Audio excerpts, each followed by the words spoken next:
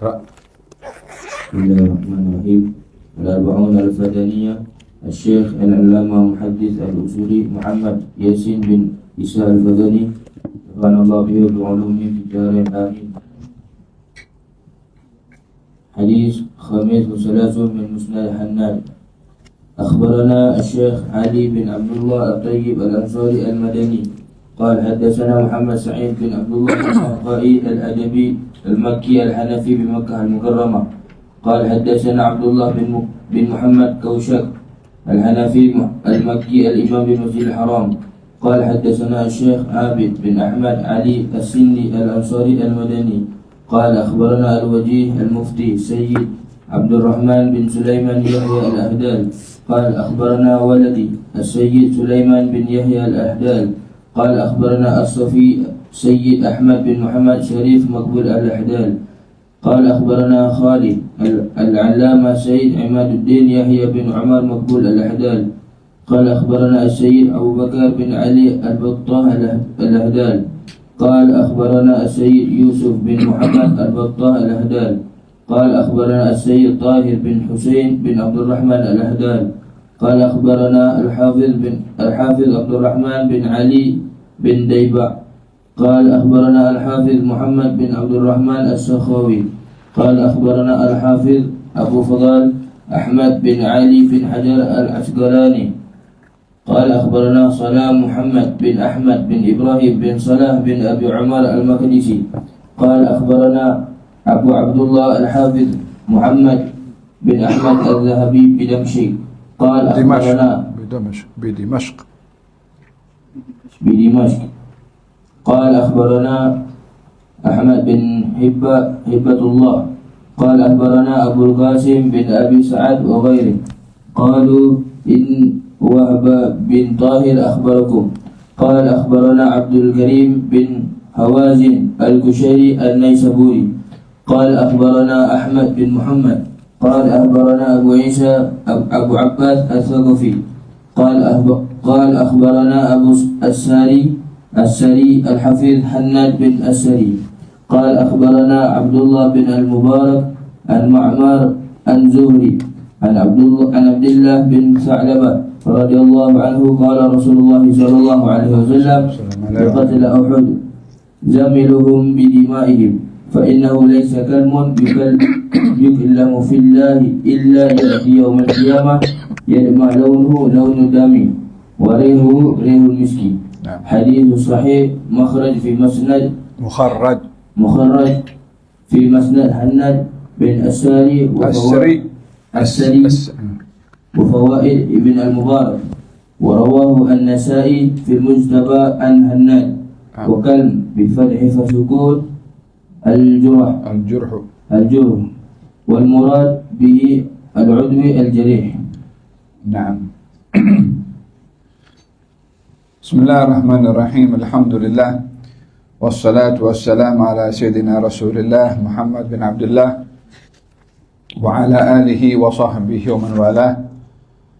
Daripada kitab Syekh Muhammad Yasin Al-Fadani Al-Arba'un Al-Fadaniyah, hadis yang ke-35 min Musnad Hannad, dengan sanadnya sampai kepada Abdullah bin Tha'labah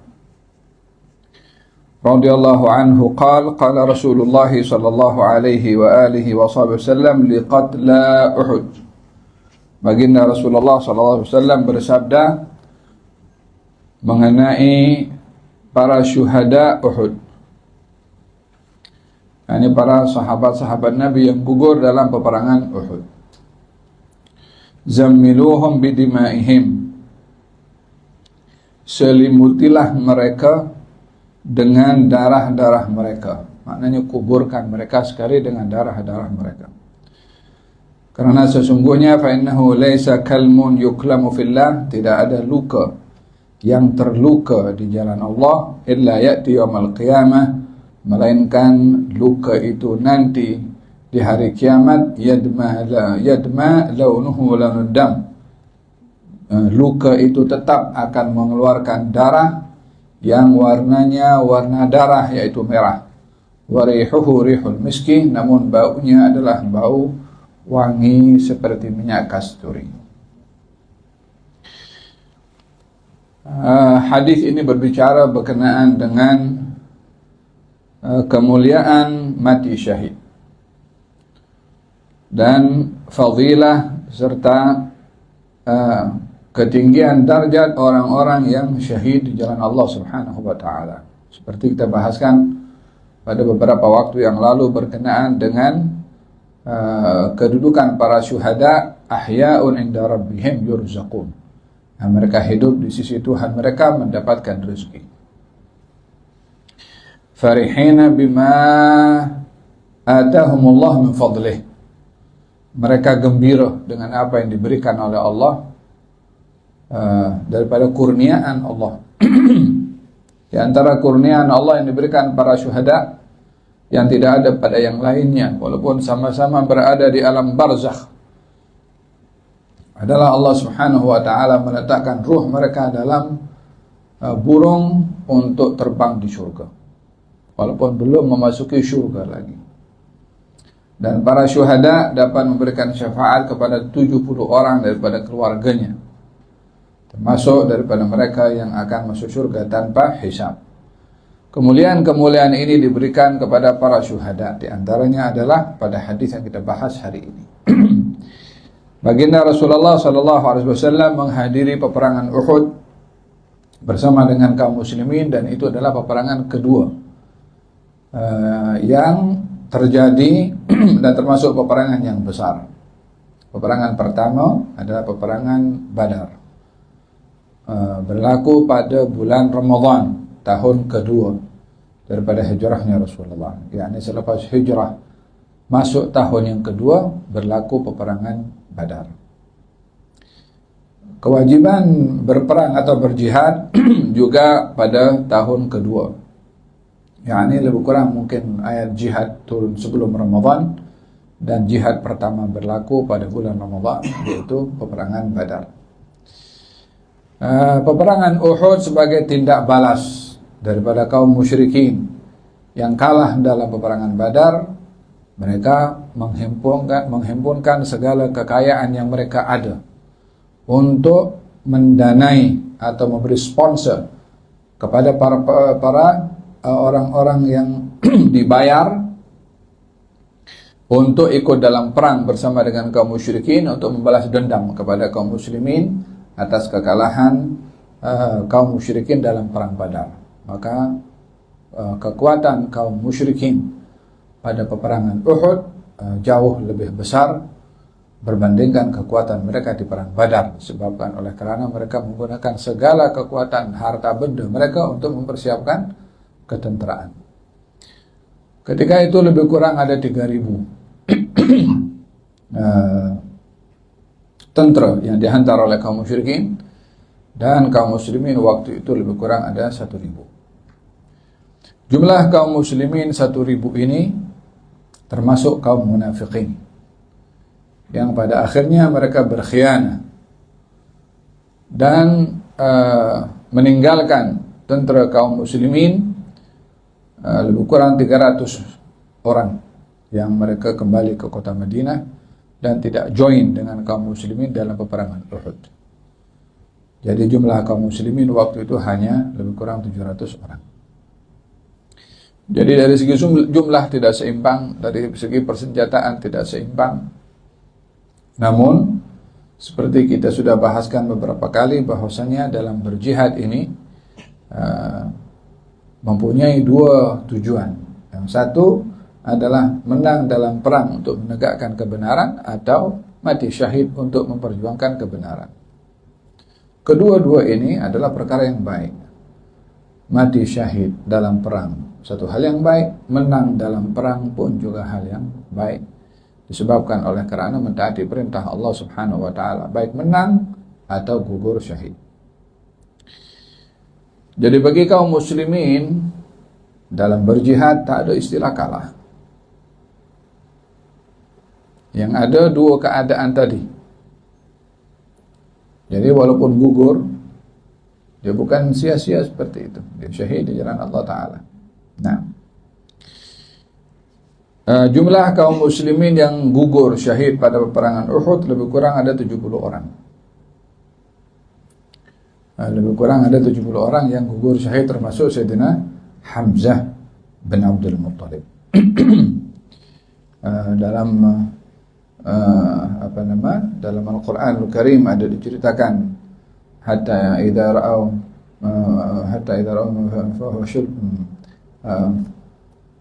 sehingga kamu ketika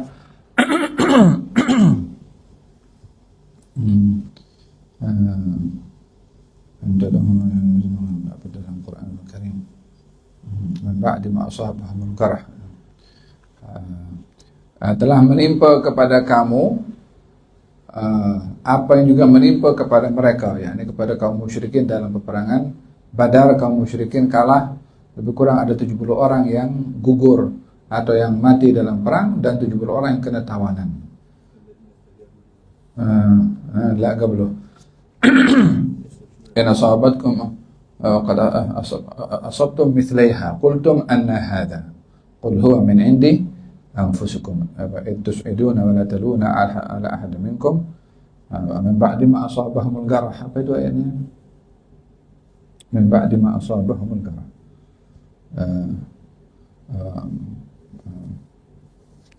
Allah. Qultum anna hadha qul huwa min indi anfusikum.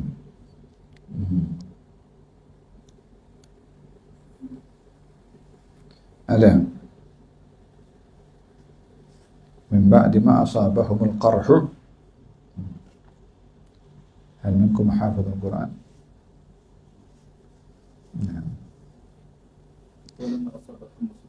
Walamma asabatkum musibatun qad asabtum mithlaiha qultum anna hadha qul huwa min indi anfusikum.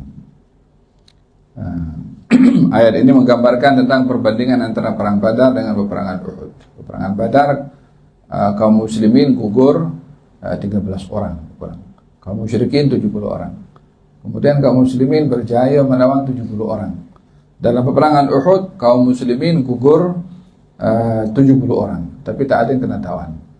So berbandingnya kaum muslimin antara perang Badar dengan perang Uhud, kaum muslimin masih lebih berjaya dalam peperangan Badar.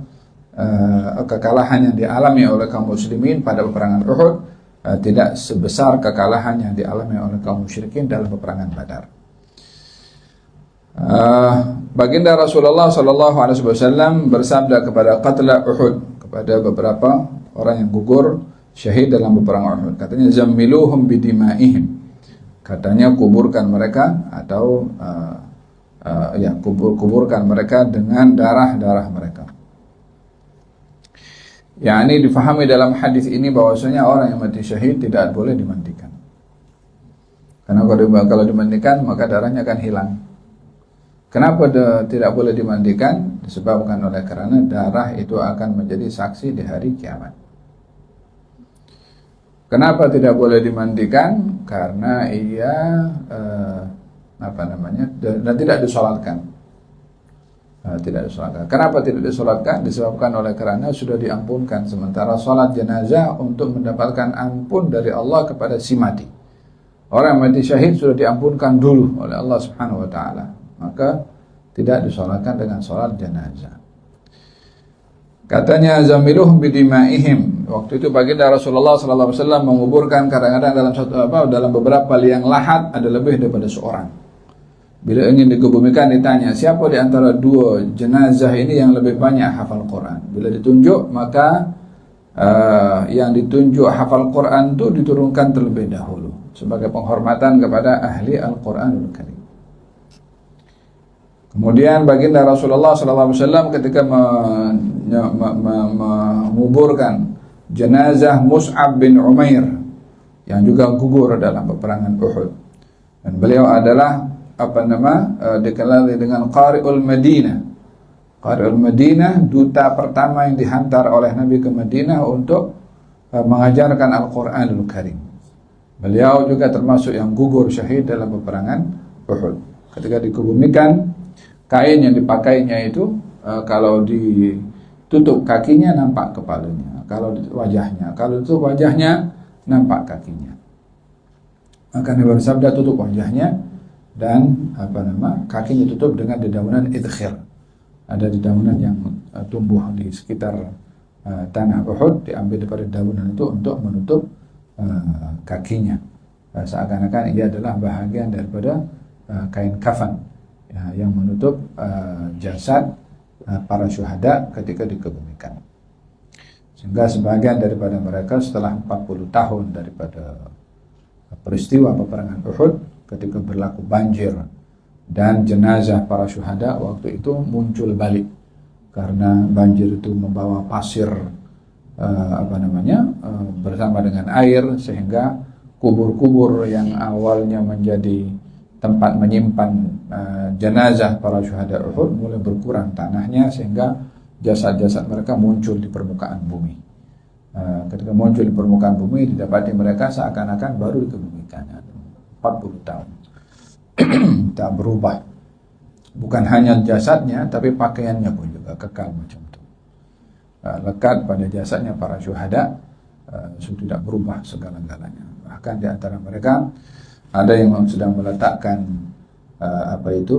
tangan, telapak tangannya pada bahagian lukanya. Ketika dia ambil tangannya untuk diletakkan bagaimana posisi jenazah ketika akan dikebumikan, tempat luka yang ditutup dengan tangannya itu masih mengucur darah, mengeluarkan darah tadi. Dan tangannya kembali pula bagi tutup kepada luka yang terkena ketika perang, ketika berjihad. Maka dikekalkan posisi itu, tidak dirubah dan dikebumikan di satu tempat. Kalau sekarang pergi ziarah ke para syuhada Uhud, itu ada satu pagar yang mengelilingi. Itu setelah dipindahkan semua jenazah di satu tempat. Dahulunya adalah berasingan, tempat yang dimana mereka meninggal dunia di situ dikebumikan. Karena susah nak memindahkan dari tempat yang lain. Namun setelah 40 tahun itulah dikumpulkan dalam satu tempat. Ada 70 orang. Di antaranya adalah Sayyidina Hamzah, Mus'ab, dan juga Mus'ab bin Umair. Abdullah bin Zaid juga di situ. Juga Amr bin Jamuh. Nah, hada berkenaan dengan kenapa para syuhada tidak dimandikan, supaya darah itu menjadi saksi di hari kiamat yang bersaksi kepada Allah Subhanahu wa taala. Adapun baunya, bau lebih wangi daripada minyak kasturi, yakni sehingga bila dibangkitkan nanti di hari kiamat, orang-orang yang ada di padang mahsyar ini akan akan mengenali daripada bau-bau itu adalah bau orang yang mati syahid.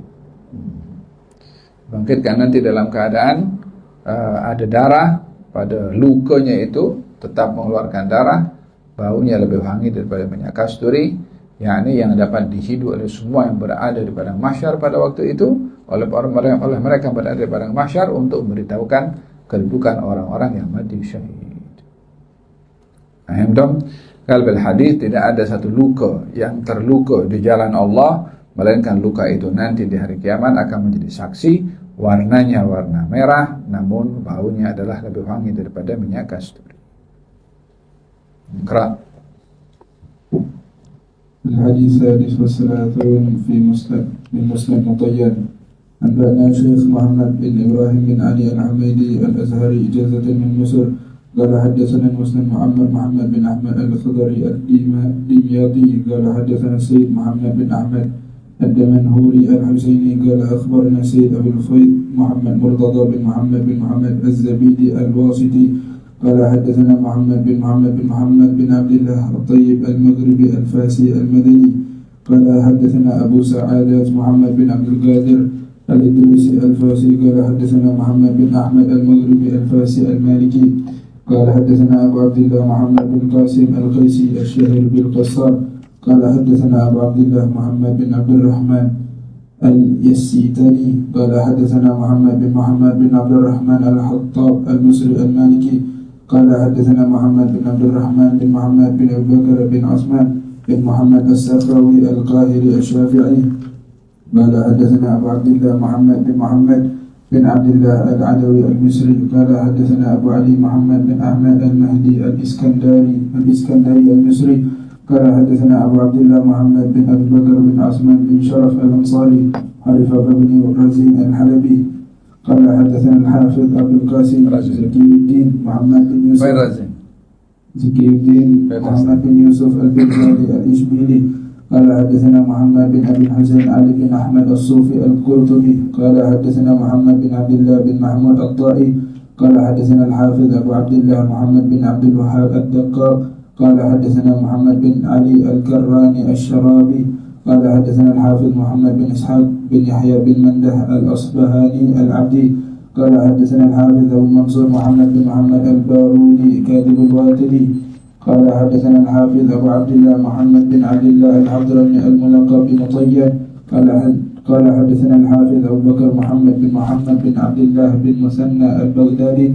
قال حدثنا محمد بن بشير قال حدثنا أبو مهل محمد بن عمر الخزرجي قال حدثني محمد بن سيرين قال حدثني محمد بن عبد الله بن جحش قال حدثنا أبي محمد بن عبد الله محمد بن جحش رضي الله عنه عن محمد صلى الله عليه وسلم أنه مر في السوق برجل مكشوف فخذه فقال رسول الله صلى الله عليه وسلم غطي فخذك فإنها عورة. هذا حديث لم يره عن محمد بن عبد الله بن جحش لم يرويه عن محمد بن عبد الله بن جحش إلا ولده محمد بن عبد الله بن جحش وعنه ابن سيرين وهو مخرج في مسند الحافظ مطين ورواه ابن منده في تاريخه وساق به بهذا اللفظ والأداء والبخاري معلقا في صحيحه وأبو حاتم في الأجزاء وأحمد بن حنبل والطيالسي في مسنديهما والحاكم في المستدرك والترمذي في جامعه والصحيح وهو مروي أيضا مسلسلا بالمحمدين وكل راو من رواته اسمه محمد. Nah. Ada hadis yang ke-36 daripada Musnad Mutayyan sampai sanadnya Syekh Muhammad Yasin Al-Fadani, melalui sanadnya Musnad Mutayyan sampai kepada sahabat Nabi sallallahu alaihi wasallam Muhammad bin Abdullah bin Jahash radhiyallahu anhu an Muhammad sallallahu alaihi wasallam. Hadis yang dimulai dengan an ini namanya hadithul an'anah. An'anah maksudnya hadis yang digunakan lafaz an. Dia dalam hadis ada kalau haddatsana. Kalau haddatsana dia hadir, dia mendengar. Kalau an boleh jadi dia tidak mendengar langsung. Tapi dia siqah meriwayatkan daripada orang yang menyampaikan kepada dia, maka dikatakan an. An Muhammad sallallahu alaihi wasallam annahu marra fi suq, baginda Rasulullah sallallahu alaihi wasallam lalu di pasar, bi rajulin, dengan seorang lelaki maksyufin fakhduhu, nampak pahanya. Maqala Rasulullah sallallahu alaihi wasallam ghatti fakhdaka fa innaha aurah, tutuplah paha kamu, sesungguhnya paha itu aurat. Hadis ini membicarakan berkenaan dengan keadaan Rasulullah sallallahu alaihi wasallam pada kedudukannya sebagai nabi dan rasul. Beliau juga adalah manusia yang menjadi keperluan asas bagi manusia untuk membeli barang keperluan mereka di pasar. Jadi Nabi pun pergi ke pasar juga. Oleh sebab itu kaum musyrikin ketika mempertikai tentang atau menunjukkan keraguan mereka kepada Rasulullah, ini kalau betul Rasul kenapa dia pergi pasar? Seakan-akan kalau Rasul tak boleh pergi pasar. Sementara ia memberitahu Rasul itu manusia yang memerlukan kepada barang-barang keperluan seperti mana manusia yang lain untuk beli barang keperluan di pasar atau untuk berjual beli atau berniaga. Paling tidak atau yang paling asas, datangnya Rasulullah ke pasar adalah untuk berdakwah bagaimana mengurus pasar. Karena tugasnya beliau Nabi dan Rasul, Dan agama itu merangkumi kepada segala perbuatan dan pekerjaan, termasuk berada di pasar ketika jual beli. Baginda Rasulullah SAW berdakwah juga di pasar, menyampaikan taklimat dan hidayahnya juga di pasar, sehingga dikatakan oleh kaum muslimin dahulu, katanya, suqul muslimin ka musallal musallin. Pasarnya kaum muslimin umpama surau. Surau tempat ibadah, orang dahulu pergi ke pasar, nampak ibadah. Pergi kedai sini sedang orang baca Quran, pergi kedai situ sedang sholat dalam kedainya. Jadi ketika orang pergi ke pasar itu tidak nampak orang bising jual beli barang. Kedai yang kebetulan tak ada pembeli, penjualnya baca Quran. Sehingga Sayyidina Abdullah bin Umar radhiyallahu anhu katanya, saya pergi ke pasar tak ada hajat nak beli barang. Saja pasal di pasar ada orang ramai. Jadi setiap saya jumpa, Assalamualaikum warahmatullahi wabarakatuh. Assalamualaikum. Nak cari pahala, ucap salam dan dijawab salam. Karena mengucapkan salam perlu ada jawaban, maka dia perlu orang untuk jawab. Dia mendapati di pasar ramai orang, jadi peluang untuk dia salam kepada ramai orang. Pergi ke pasar untuk Assalamualaikum saja. Oleh sebab itu dikatakan suqul muslimin ka musallal musallin. Pasar dulu, pasar sekarang lain cerita. Ya kan?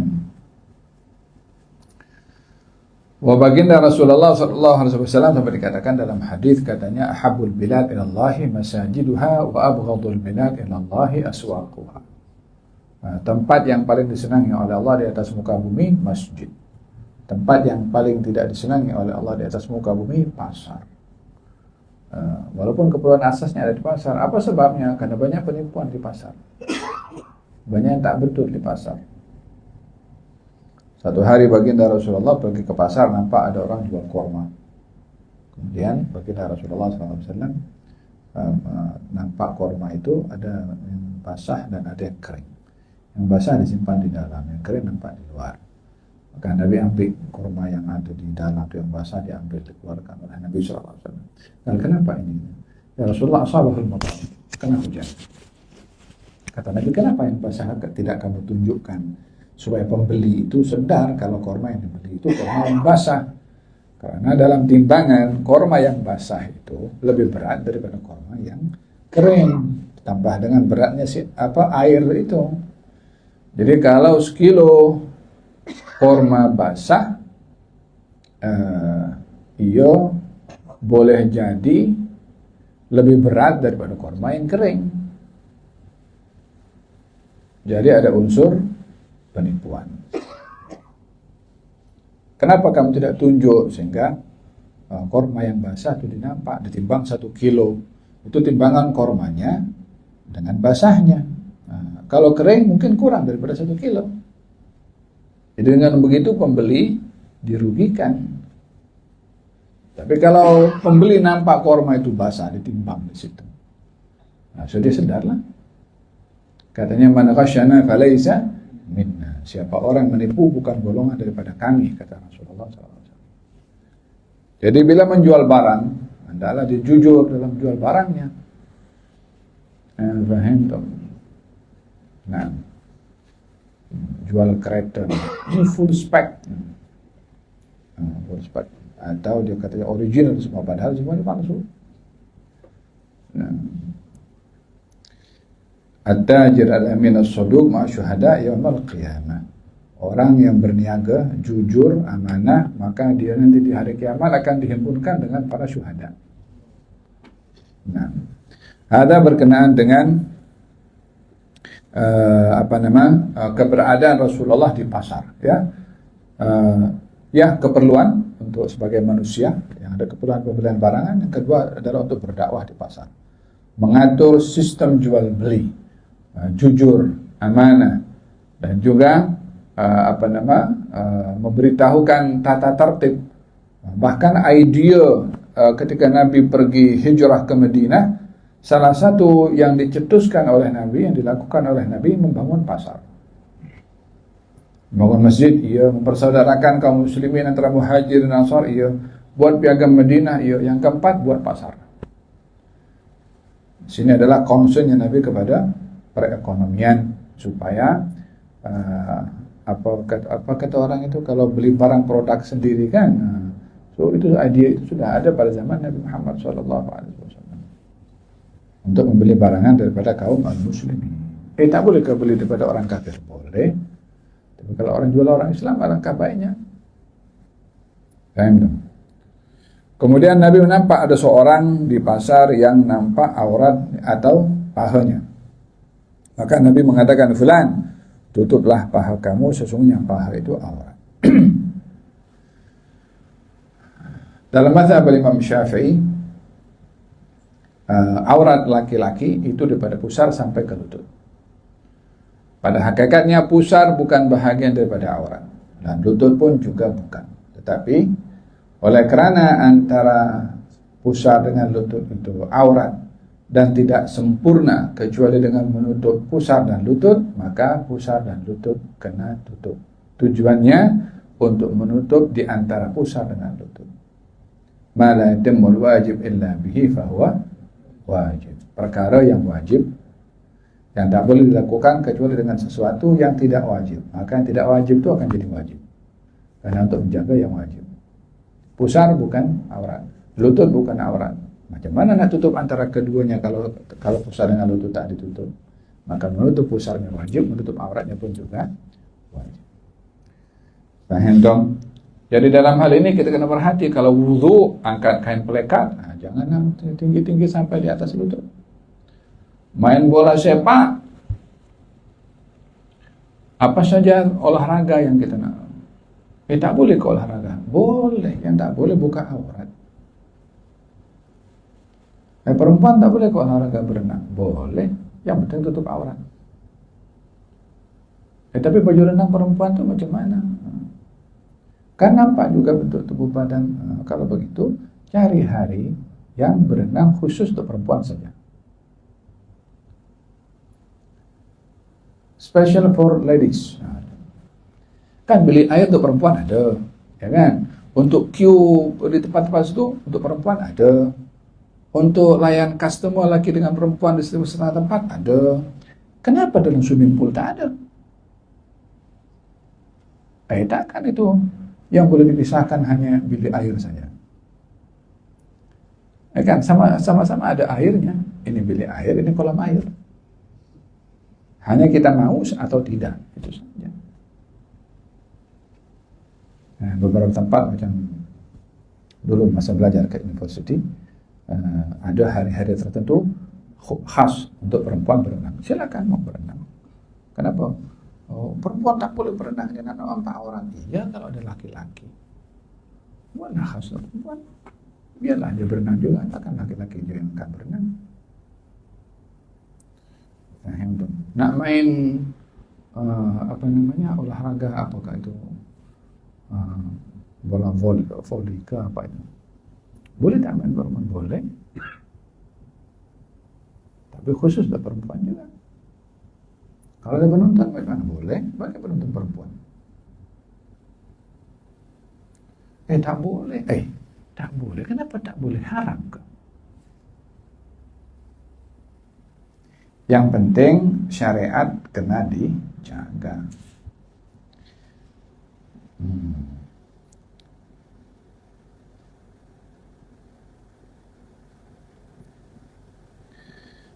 Katanya dalam mazhab Syafi'i demikian, paha bahagian daripada aurat. Maka ketika dia nampak itu laki-laki menampakkan pahanya, kata baginda Rasulullah, tutup paha kamu, sesungguhnya paha itu aurat. Yani bagi laki-laki dengan laki-laki pahanya aurat, perempuan dengan perempuan pahanya pun juga aurat. Jadi tidak boleh menedahkan. Kadang-kadang kita di sekolah-sekolah kadang-kadang kurang menjaga bahagian daripada aurat yang mesti ditutup. Rasanya kita sama-sama laki-laki. Aurat itu justru antara laki-laki dengan laki-laki, kalau perempuan lagi lah. Justru dengan laki-laki itu aurat. Oleh hada jika tidur pakai serwal. Jangan pakai kain plekat saja, pakai serwal. Orang tidur tak sedar dia posisi macam mana. Kecuali kalau tidur bersendirian di biliknya tak ada orang. Tapi kalau tidur macam kita di asrama, mungkin kita punya teman malam-malam bangun dari bilik air, kurang baik jika tidur yang kita dalam keadaan tidak sadar, kemudian posisi itu akan ternampak aurat. Faham dong? Ada untuk menjaga kita punya aurat untuk tidak didedahkan kepada orang lain. Ghatti auratak, tutuplah aurat kamu, kata baginda Rasulullah SAW, kecuali kepada pasangan, yani suami istri. Suami istri lain cerita. Wallahu ta'ala a'lam bishawab. Kita ada 2 hadis lagi insyaallah, kalau sempat esok atau lusa kita khatamkan biiznillah. Kita kalau khatam mana sudah ada sanad dengan Syekh Muhammad Yasin Al-Fadani. Bismillahirrahmanirrahim. Qala al-Imam an-Nawawi fi kitab al-Adhkar. Nafa'ana Allah bihi wa bi'ulumihi fid darin amin.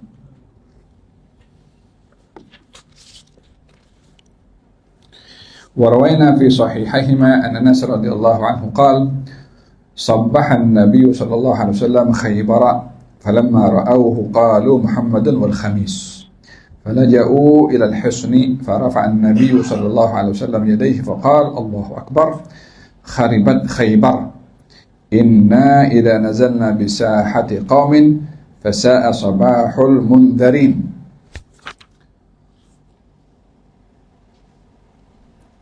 وروينا بالإسناد الصحيح في سنن أبي داود عن سهل بن سعد رضي الله عنه قال قال رسول الله صلى الله عليه وسلم ثنتان لا تردان أو قلما تردان الدعاء عند النداء وعند البأس وحين يلجم بعضهم بعضا. نعم. Qal hadis yang pertama diriwayatkan oleh Bukhari dan Muslim. Baginda Rasulullah sallallahu alaihi wasallam berpagi-pagi berada di Khaybar, yakni bergerak daripada Madinah menuju ke Khaybar di waktu pagi. Ketika pagi-pagi Nabi berada berhampiran dengan wilayah Khaybar. Khaybar adalah satu wilayah yang dipimpin oleh orang-orang Yahudi dan ada benteng di situ dan ada gate atau main gate untuk orang-orang Yahudi masuk ke dalam benteng itu untuk menyelamatkan diri daripada apa saja yang datang daripada luar. Jadi mereka punya bandar, mereka punya perumahan dikelilingi oleh pagar yang hebat dan ada pintu masuk main gate yang tidak semua orang boleh masuk melainkan daripada melalui kawasan tersebut. Di dalam pintu masuk ada beberapa benteng lagi di dalam dan mereka sudah mempersiapkan persiapan perlindungan daripada musuh dengan berbagai macam persiapan yang kokoh.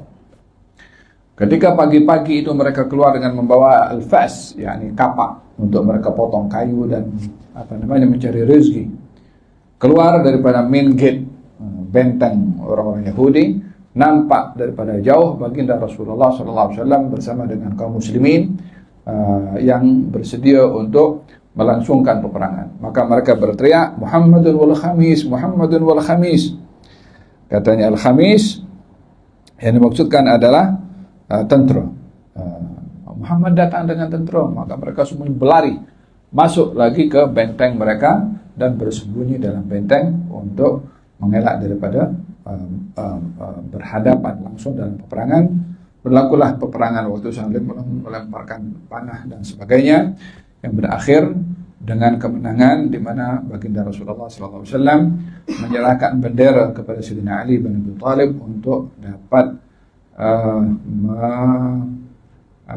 menawan benteng terakhir yang sukar untuk dirobohkan, berjaya dirobohkan oleh Sayyidina Ali bin Abi Thalib ketika baginda Rasulullah bersabda, la'utiyanna ra'ata ghadan rajulan yuhibbullah wa rasulahu wa yuhibbuhu Allah wa rasuluhu.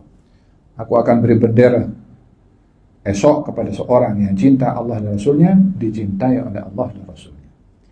Waktu itu benteng terakhir itu yang sukar untuk dirobohkan. Semua benteng pertama, kedua semua berjaya. Yang terakhir itu yang susah dirobohkan. Berapa kaum muslimin datang, serahkan kepada Sayyidina Abu Bakar, tak berjaya. Serahkan kepada Sayyidina Umar, tak berjaya. Beberapa orang diberikan bendera oleh Nabi untuk robohkan benteng itu, tak berjaya. Sehinggalah Nabi mengatakan, esok aku akan bagi ini bendera kepada orang yang cinta kepada Allah dan Rasulnya, dicintai oleh Allah dan Rasulnya, diberikan kepada Sayyidina Ali bin Abi Thalib karramallahu wajhah.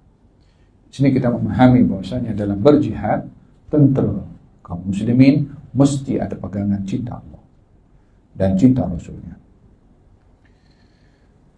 Walaupun nyawa yang menjadi harga.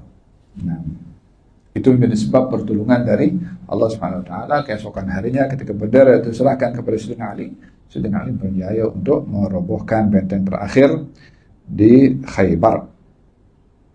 Ketika mereka lari, Nabi mengatakan Allahu Akbar, kharibat Khaybar. Nah, hadis yang terakhir adalah baginda Rasulullah SAW bersabda, katanya ada dua keadaan doa tidak ditolak. Yang pertama ketika azan, kedua ketika perang. Dalam keadaan kacau bilau, berdoa pada saat itu dikabulkan oleh Allah Ta'ala. Indan nida maksudnya adalah doa selepas azan. Allahumma rabb hadhihi da'wati tammah sampai akhirnya. Hadza dianjurkan seorang bila dikumandangkan azan untuk menjawab. Kalau datang ke suatu tempat sudah masuk waktu dan tidak mendengar azan, kita azan sendiri. Contoh tadi kita suruh jemaah kita azan. Apa tujuannya? Satu, karena dianjurkan azan ketika hendak salat. Yang kedua, supaya mendapat pahala menjawab azan. Yang ketiga adalah supaya berdoa pada selepas azan, yang ia adalah waktu yang mustajab. Barang siapa yang berdoa selepas azan membaca Allahumma rabb hadhihi da'wati tammah wa shalatil qa'imah sampai akhirnya, katanya wajibat lahu syafaati yaumal qiyamah. Wajib dia dapat syafaat aku nanti di hari kiamat. Katanya sallallahu liyal wasilah, mintalah kamu kepada Allah untuk aku al-wasilah. Makanya dalam adzan wab'athu maqaman mahmudan alladhi wa'adta Allahumma rabb hadhihi da'wati tammah wa salatil qa'imah ati sayyidina Muhammadan al-wasilata wal fadilah bi syaraf ad-darajat al-'alat ar-rafi'ah wab'athu maqaman mahmudan alladhi wa'adta wajibat lahu syafaati yaumal qiyamah. Nah, yang pertama selepas adzan doa mustajab. Yang kedua, oleh hadza fil hadis Imam An-Nawawi dia menyebutkan orang kalau selepas adzan kemudian membaca subhanallah subhanallah subhanallah 10 kali. Kemudian la ilaha illallah 10 kali. Kemudian alhamdulillah alhamdulillah 10 kali. Kemudian Allahu akbar 10 kali. Pada sebut la ilaha illallah, Allah menjawab ini untuk aku. Ketika menyebut la ilaha illallah, ini untuk aku. Kemudian ketika menyebut alhamdulillah, ini untuk aku. Sebab semua pujian pada Allah. Ketika sebut Allahu Akbar, ini untuk aku. Ketika sebut astaghfirullah 10 kali, ini untuk hambaku. Hanya diberi ampun setelah berzikir 4 ini 10. Makanya kita kalau selepas adzan, selepas doa selepas adzan, qabliyah kita salat, subhanallah, subhanallah, subhanallah. Bukan hanya di madrasah saja, bukan hanya di tempat ini saja, balik rumah ke, dalam musafir ke, karena diamalkan juga. Yang kedua, mustajab doa ketika dalam perang. Wallahu a'lam. Al-Fatihah. Bismillahirrahmanirrahim. Muhammad bin Abdullah Allah subhanahu wa ta'ala istajib doa. Wa yanfa'na bima sami'na wa ma ta'lam wa ta'amal bil amri wal istiqamah ila hadratin nabi.